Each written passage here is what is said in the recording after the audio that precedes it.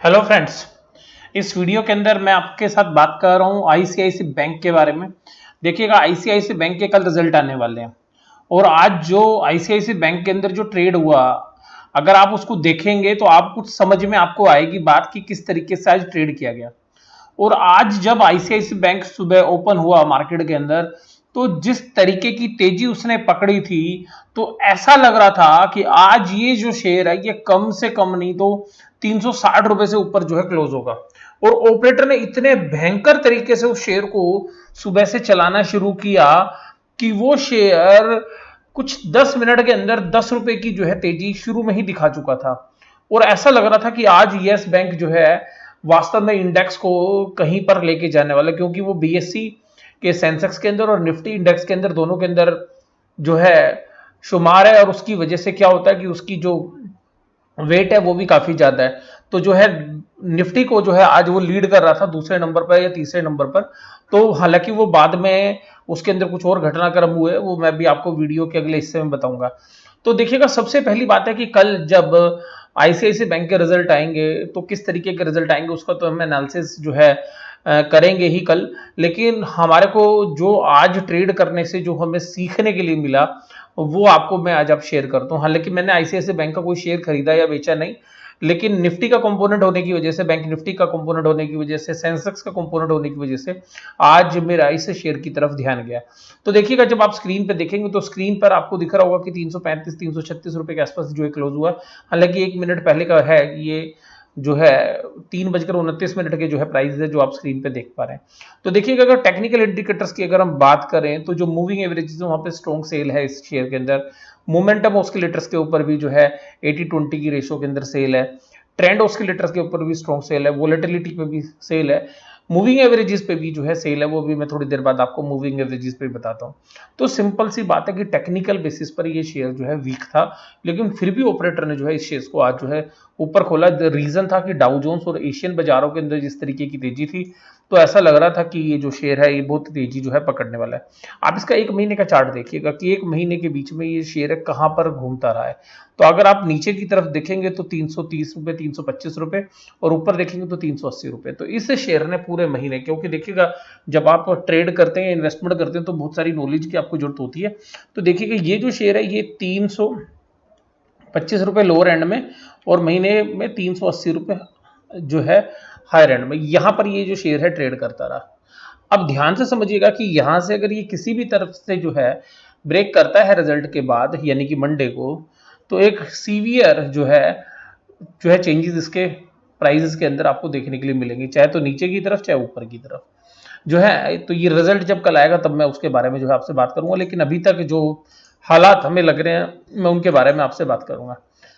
अब ये जो इसके अंदर जो ट्रेड्स हैं उसमें देखिएगा जो इनफ्लो और आउटफ्लो के जो डेटा है, तो ये जो इनफ्लो और आउटफ्लो के डेटा है ये आज के डेटा है। तो देखिएगा, जो लार्ज टाइप के जो इन्वेस्टर्स थे उन्होंने आउटफ्लो किया, यानी कि 2128 जो सौदे थे वो बड़ी क्वांटिटी के अंदर सेल करने के लिए आए, और जो खरीदने के लिए आए वो 1346 थे। तो यानी कि ज्यादातर बेचने वाले जो है हावी थे मार्केट के अंदर।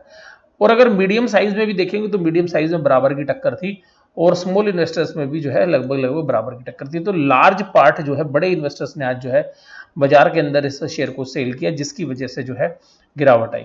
तो ऐसा नहीं है कि जो है रिटेल वाले सेल कर रहे हैं, लेकिन लार्ज ने। अगर इसका 5 दिन का देखेंगे तो 942 मिलियंस का जो है आउटफ्लो था, उसके बाद 630 का, फिर 114 का, 183, और आज भी 781 का जो है आउटफ्लो हुआ है।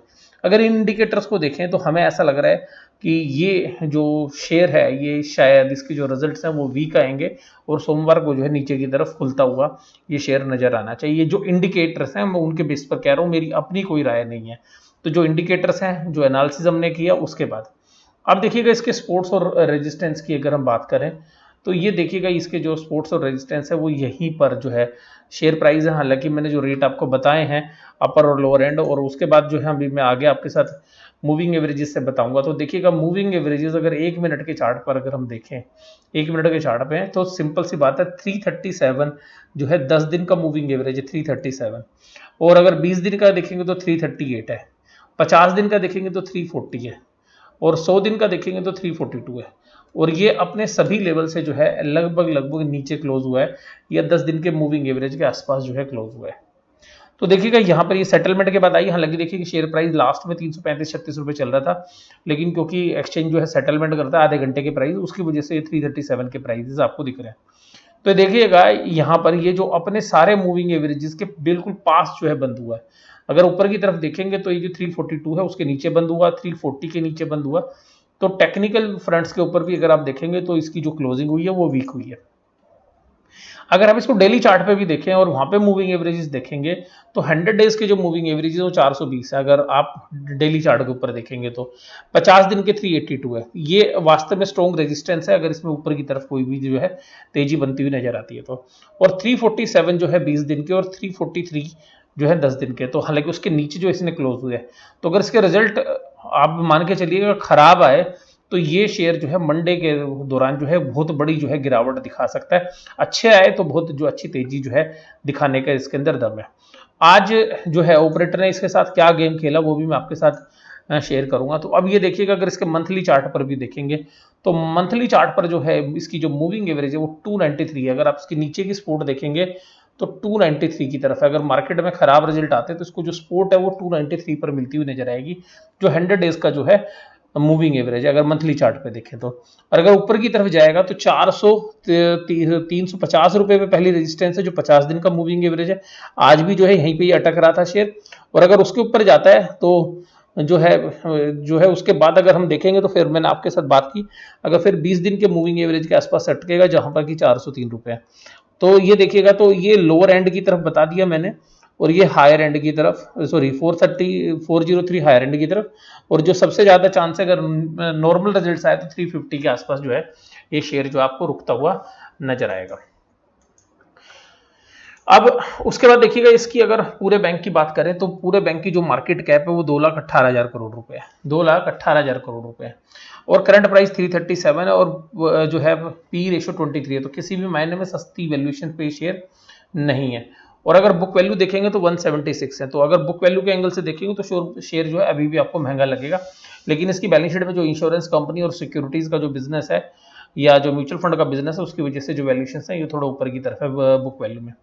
आज का ये चार्ट है, आज देखिएगा ध्यान से देखिएगा, जब आज आप सुबह ट्रेड करना शुरू करते हैं ना इसमें, तो इस तरीके की मूवमेंट थी विद वॉल्यूम। अगर आप यहां तक देखिएगा, ये देखिए, मान लीजिए ये 11-12 बजे तक क्या वॉल्यूम था, जबरदस्त वॉल्यूम के साथ जबरदस्त प्राइस एक्शन। लेकिन क्या हुआ कि बाद में यहां पर थोड़ा कंसोलिडेट हुआ, फिर एक अपसाइड इसने दोबारा दिखाई, और यहां पे तो ऐसा लग रहा था कि शेयर प्राइस जो है शायद आज 360 या 370 रुपए की तरफ भगता हुआ नजर आएगा, जब बैंक निफ्टी में भी कमजोरी दिखने लगी थी तब भी। लेकिन फिर बैंक निफ्टी को के अंदर जो बाकी जो शेयर थे, axis bank, IndusInd bank, SBI, उन्होंने टूटना शुरू किया। और ये जो शेयर था ये मजबूती से खड़ा हुआ था, फिर इसने भी टूटना शुरू किया, और फिर यहां पर देखिएगा सारा गेम है। तो मुझे ऐसा लगता है कि ऑपरेटर ने जो है एफएनओ के अंदर यानी कि डेरिवेटिव मार्केट के अंदर कुछ सौदे किए होंगे, जिसकी वजह से शेयर्स को ऊपर लेके गए वो, और वहां पर शायद उन्होंने अपने शॉर्ट बिल्डअप किए हैं, वहां पर उन्होंने अपने शॉर्ट बिल्डअप किए हैं। और अगर रिजल्ट कल खराब आएगा तो जो है वो यहां पर जो है एक अच्छी जो है ऊपर से जो है गिरावट दिखा सकते हैं।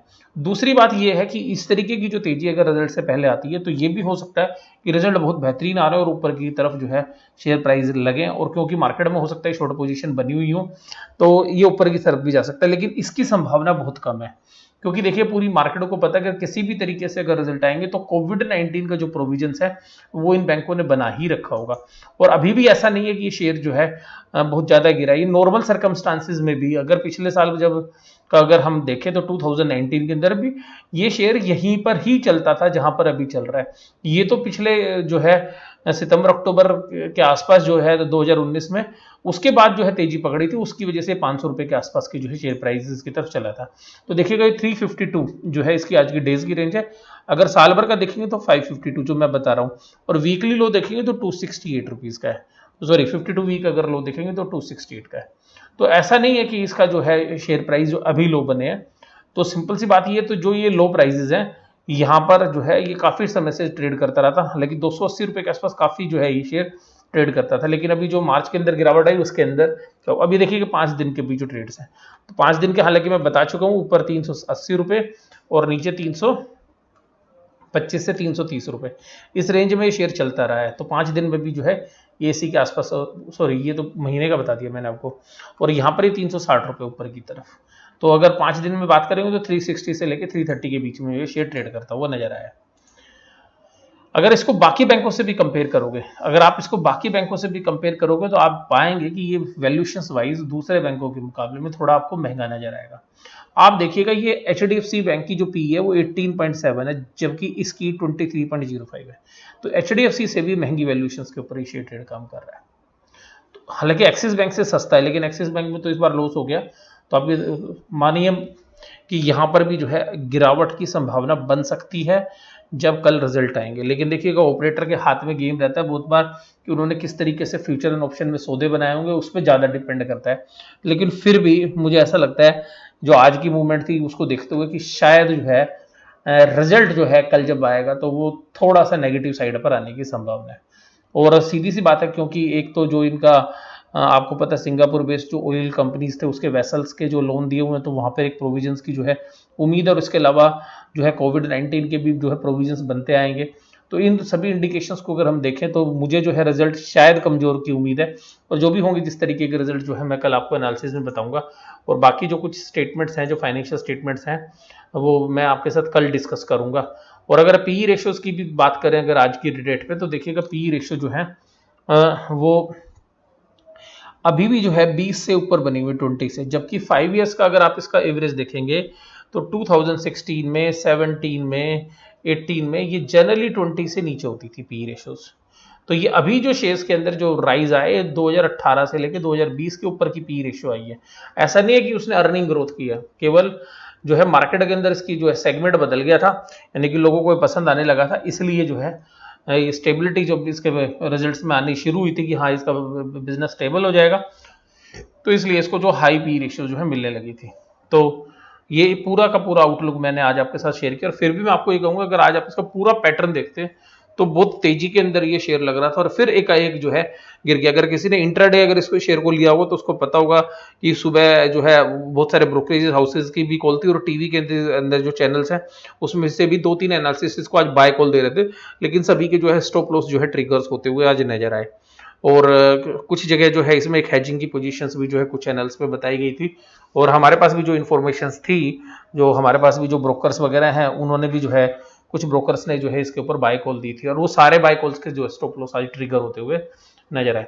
तो देखिएगा किस तरीके से जो है मार्केट में काम चलता है। तो आपको अपना विवेक जो है हमेशा जो है यूज करना पड़ेगा, ये ध्यान रखिएगा। और बिना विवेक के जो है आप और बिना समझदारी के पैसे नहीं कमा पाओगे। और इन सबसे खास बात है पेशेंस, आप कितना जो है कितनी जल्दी लूज करते हो। अगर आप पेशेंस बड़ी जल्दी लूज कर देते हो तो आप समझिएगा ये मार्केट आपके लिए नहीं है।